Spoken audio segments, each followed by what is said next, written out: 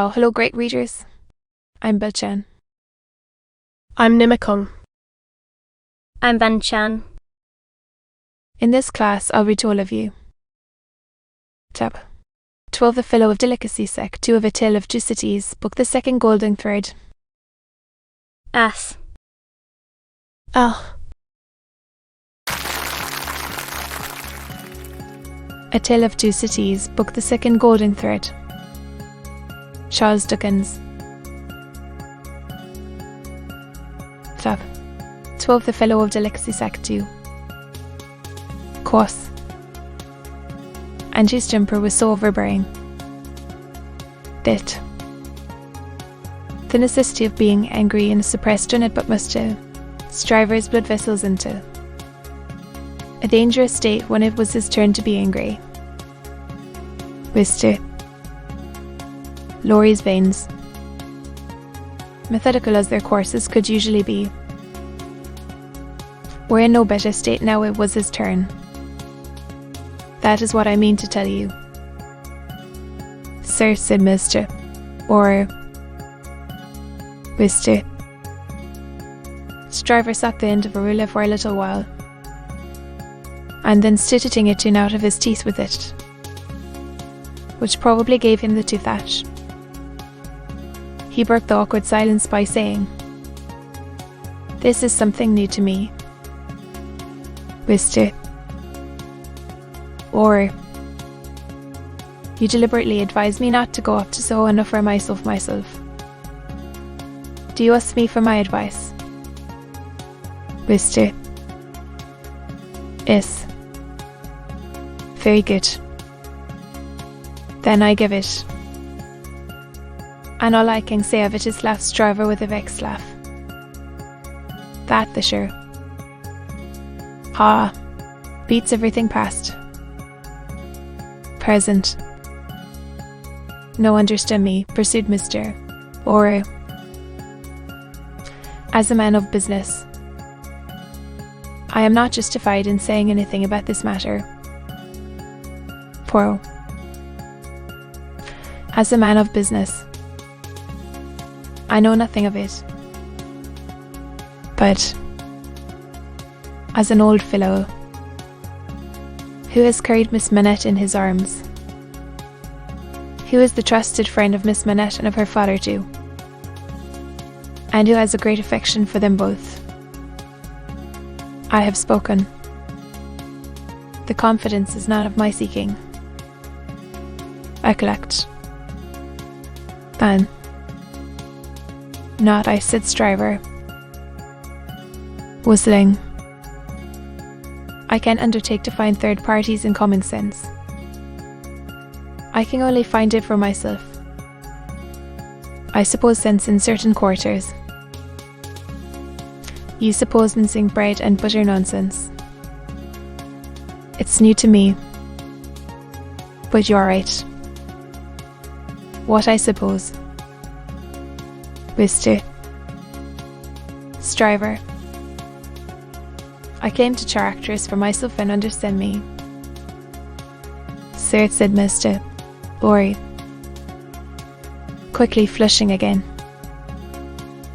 There. I beg your pardon, said Stryver. Granted.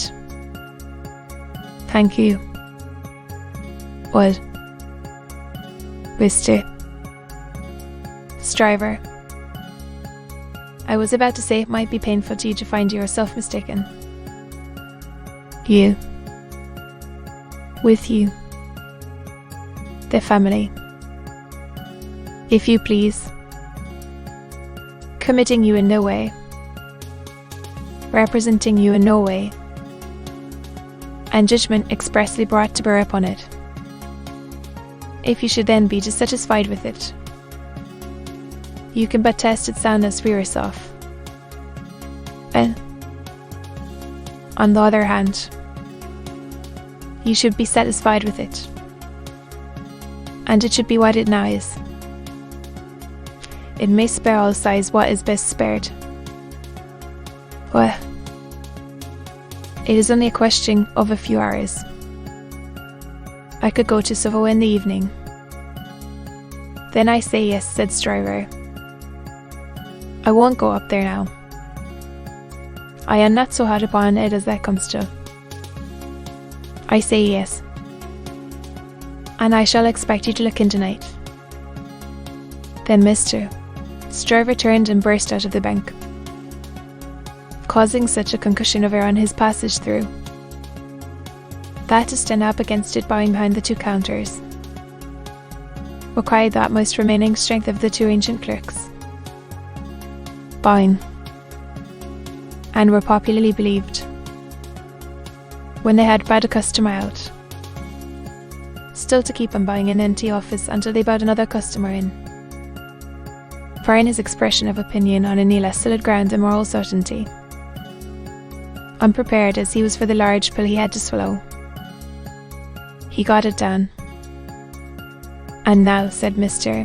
Stryver, shaking his forensic forefinger at the temple in general, when it was done, my way out of this. It was the bit of the art of an old Bailey tactician, in which he found great relief. You shall not put me in the wrong. Young lady, said Mr. Stryver. Accordingly, when Mr. were he called that night as late as 10 o'clock, Mr. Stryver, among a quantity of books and papers that stood out for the purpose, seemed to have nothing less on his mind than the subject of the morning. He even showed surprise when he saw Mr. Lorry, and was altogether in an absent and preoccupied state. Well, said that good-natured emissary, after a full half-hour of bootless attempts to bring him round to the question. "To Soho," repeated Mr. Stryver, coldly. "Oh, to be sure. And I have no doubt," said Mr. Lorry, "that I was right in the conversation we had. My opinion is confirmed." "I assure you," returned Mr.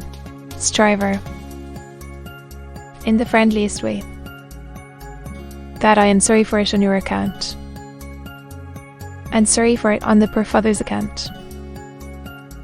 I know this must always be a sore subject with the family." "I don't understand you," said Mr. Or "I dare say not," rejoined Stryver, nodding his head in a smoothing and final way. "No matter." "But it does matter," Mr. Or urged. "No, it doesn't. I assure you it doesn't. Having supposed that there was sense where there is no sense, and a laudable ambition where there is not a laudable ambition, I am well out of my mistake, and no harm is done. Young women have committed similar follies often before, and have repented them in poverty and obscurity often before. In an unselfish aspect, I am sorry that the thing is dropped. Few. In a selfish aspect, I am glad that the thing has dropped. For it is hardly necessary to say I could have gained nothing by it. There is no harm at all done. I have not proposed to the young lady. And then, between ourselves, I am by no means certain, on reflection, that I ever should have committed myself to that extent. Mr. Or you cannot control the mincing vanities and giddinesses of empty-headed gauze. You must not expect to do it, or you will always be disappointed. Then, pray say no more about it. I tell you, I regret it on account of others, but I am satisfied on my own account, and I am really very much obliged to you for allowing me to sound you, and for giving me your advice.